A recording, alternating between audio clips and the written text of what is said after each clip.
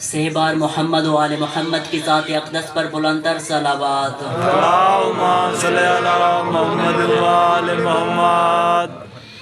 اعوذ باللہ من الشیطان الرجیم، بسم اللہ الرحمن الرحیم، الحمد للہ رب العالمین، والصلاة والسلام علی اشرف الانبیاء والمرسلین، وخاتم النبیین وشفیع المذنبین وابی القاسم محمد۔ اللہم صلی علی محمد و آل محمد۔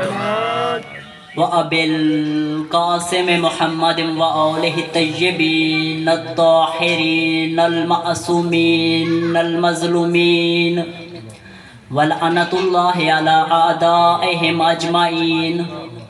اما بعد فقد قال اللہ تبارک تعالی فی کتابہ المجید وفرقانہ الحمید وقولہ الحق، انما یرید اللہ لیذہب عنکم رجس اہل البیت ویطہرکم دخل حصنی آمن من عذابی، بآواز بلندر صلوات۔ اللہم صلی علی محمد و آل محمد۔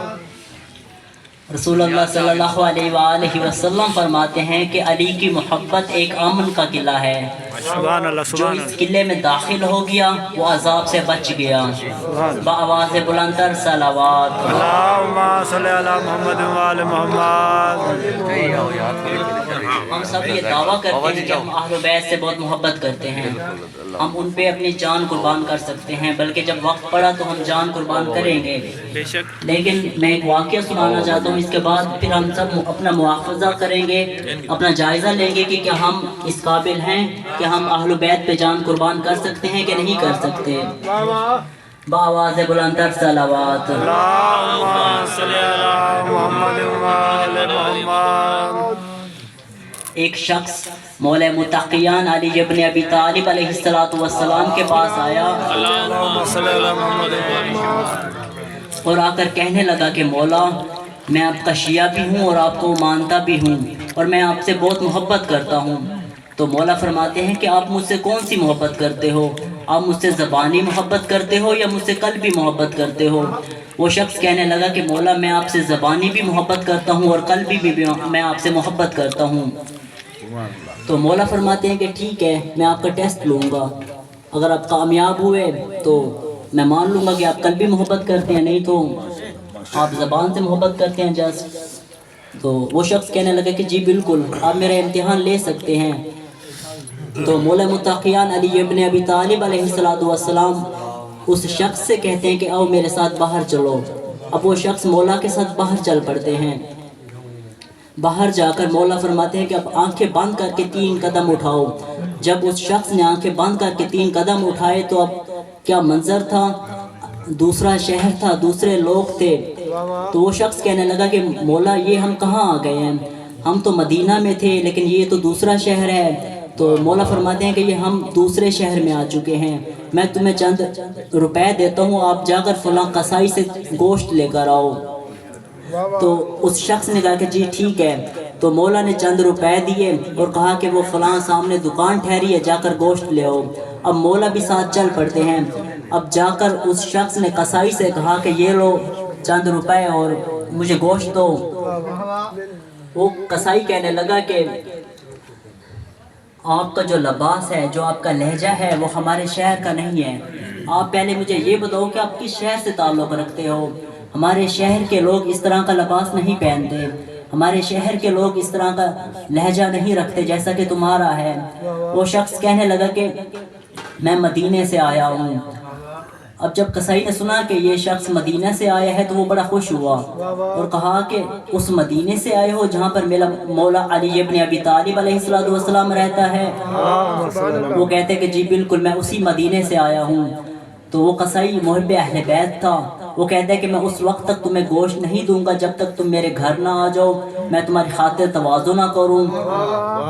اگر تمہیں ایسے میں بھیج دیا تو جب تم مدینے واپس جاؤ گے اور کبھی مولا نے پوچھ لیا کہ ہاں تم فلاں شہر گئے تھے، فلاں تو میرا شیعہ تھا، اس نے کیا تمہاری خاطر تواضع کی تھی؟ اور تم نے اگر کہہ دیا کہ نہیں اس نے میری خاطر تواضع نہیں کی تھی تو میری کیا عزت رہ جائے گی مولا کے سامنے؟ میں تمہیں ایسے نہیں جانے دوں گا۔ اب مولا بھی ساتھ ٹھہرے مسکرا رہے تھے، وہ اس نے دیکھا نہیں تھا کبھی مولا کو۔ تو اب مولا اور وہ شخص دونوں مل کر اس قصائی کے گھر چلے جاتے ہیں۔ جب وہ گھر پہنچتے ہیں تو قصائی اپنی زوجہ سے کہتا ہے کہ یہ میرے مہمان ہیں، مدینے سے آئے ہیں، تو ان کے لیے آپ ایک اچھا سا بستر لگائیں اور کھانے کا اہتمام کریں۔ تو ان کی زوجہ کھانے کا اہتمام کرنے لگی اور وہ شخص مولا کے پاس اور اس شخص کے پاس بیٹھ کر باتیں کرنے لگا۔ تھوڑی دیر کے بعد دروازے پہ دستک ہوئی۔ جب دستک ہوئی تو قصائی باہر آیا اور باہر ایک جلاد آیا ہوا تھا۔ اس نے آ کر کہا کہ اے قصائی، جیسا کہ تم جانتے ہو کہ ہمارے علاقے کا جو بادشاہ ہے وہ دشمن اہل بیت ہے۔ کبھی کبھار ایسا ہوتا ہے کہ ہمارے بادشاہ کو بھوک نہیں لگتی، اسے بھوک پھر تب لگتی ہے جب وہ کسی شیعہ یا کسی سید کا خون دیکھے، اور ہم جانتے ہیں کہ اس علاقے میں فقط آپ ہی علی کے محب ہیں، علی کے ماننے والے ہیں، ہمیں آپ کا خون چاہیے، ہم آپ کا خون لے کے جائیں گے، اور جب آپ کا خون ہمارا بادشاہ دیکھے گا تو اس کی بھوک جاگ جائے گی، پھر وہ کھانا کھانے لگ جائے گا۔ وہ قصائی کہنے لگا کہ ٹھیک ہے، مجھے اعتراض نہیں ہے، لیکن مجھے چند منٹ دو، میرے گھر مہمان آئے ہوئے ہیں، تو میں اپنی بیوی کو وصیت کر لوں، پھر میں تمہارے ساتھ چلتا ہوں۔ وہ گھر آ کر اپنی زوجہ سے کہتے ہیں کہ مجھے کچھ کام ہے، میں باہر جا رہا ہوں، تو آپ ایسا کیجئے گا کہ یہ جو مہمان آئے ہیں مدینہ سے، تو انہیں کھانا کھلا کر انہیں رخصت کیجئے گا۔ پھر وہ قصائی اس جلاد کے ساتھ باہر آ جاتا ہے۔ اس قصائی کے 2 بیٹے تھے، جب انہوں نے دیکھا کہ ہمارے بابا کو اس وقت کوئی لے کے جا رہا ہے تو وہ پیچھے بھاگ پڑتے ہیں۔ جب باہر آتے ہیں دیکھتا ہے کہ اس کے والد محترم سر جھکا کے ٹھہرے ہیں اور جلاد اسے قتل کرنے کے در پہ ہے۔ وہ بچے کہتے ہیں کہ آپ ایسا کریں کہ ہمارے والد کو چھوڑ دیں، ہمارے گھر مہمان آئے ہوئے ہیں، اگر آپ کو خون ہی چاہیے تو آپ ہم دونوں بھائیوں کا خون لے لو، اب ہمارے والد کو چھوڑ دو۔ وہ جلاد کہتے ہیں کہ ٹھیک ہے، ہمیں تو فقط خون ہی چاہیے، چاہے تمہارا ہو یا تمہارے باپ کا ہو۔ تو ان بچوں کو اس جلاد نے قتل کیا اور ان کا خون لے کے چلا گیا۔ اب باپ تھا، اپنے بیٹوں کا سر اٹھا کر گھر آیا اور ایک کمرے میں چھپا کے رکھ دیا، پھر مولا کے پاس بیٹھ کر باتیں کرنے لگا۔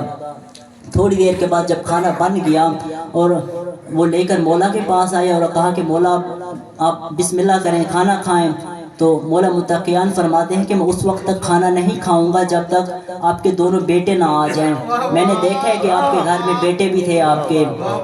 وہ شخص کہنے لگا کہ وہ کہیں کام گئے ہوئے ہیں، تو 2-3 دن تک آ جائیں گے، وہ ابھی نہیں آ سکتے واپس۔ تو مولا بھی بضد ہوئے کہ میں بھی اس وقت تک کھانا نہیں کھاؤں گا جب تک تمہارے بچے نہ آ جائیں، میں بیٹھا ہوں یہاں پر۔ جب مولا نے بہت اصرار کیا تب اس شخص نے کہا کہ شاید آپ نہیں جانتے، جب کچھ دیر پہلے دستک ہوئی تھی دروازے پر تو ایک جلاد آیا ہوا تھا، وہ تو مجھے قتل کرنے پہ تیار تھا، لیکن میرے بیٹے آ گئے اور انہوں نے اپنی جان قربان کر دی اور میری جان بچا لی۔ تو علی ابن ابی طالب فرماتے ہیں کہ اچھا تمہارے بیٹوں کو قتل کر دیا گیا ہے، تو وہ کہاں ہیں، ان کے سر کہاں پر ہیں؟ وہ شخص کہتا ہے کہ مولا وہ سر میرے نا فلاں کمرے میں پڑے ہوئے ہیں۔ تو مولا فرماتے ہیں کہ جاؤ وہ سر لے کر آؤ۔ جب سر آ جاتے ہیں تو مولا فرماتے ہیں کہ اسے یہاں پہ رکھ دو۔ جب سر رکھ دیے جاتے ہیں تو مولا 2 رکعت نماز پڑھتے ہیں، پھر فرماتے ہیں کہ قم باذن اللہ، اللہ کے حکم سے کھڑے ہو جائیں۔ تو دونوں بچے جیسے پہلے تھے ویسے کھڑے ہو جاتے ہیں۔ وہ شخص قصائی جو تھا وہ بڑا پریشان ہوا اور کہا کہ آپ نے یہ کیسے بچوں کو زندہ کر دیا، یہ کام تو فقط میرا مولا علی کر سکتا ہے، آپ کون ہیں؟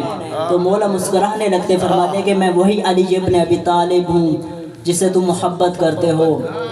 تو آواز بلند تر صلوات، اللہم صلی علی محمد و آل محمد۔